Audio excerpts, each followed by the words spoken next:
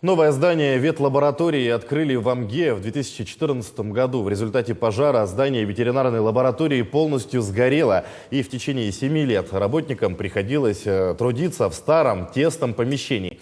В прошлом году работники начали реконструкцию двухквартирного дома под лабораторию.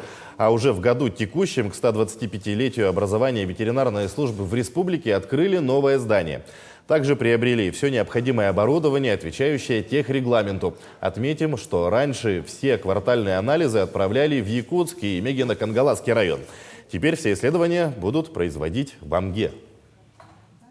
Мы сейчас будем уже работать на получение санзаключения и аккредитации.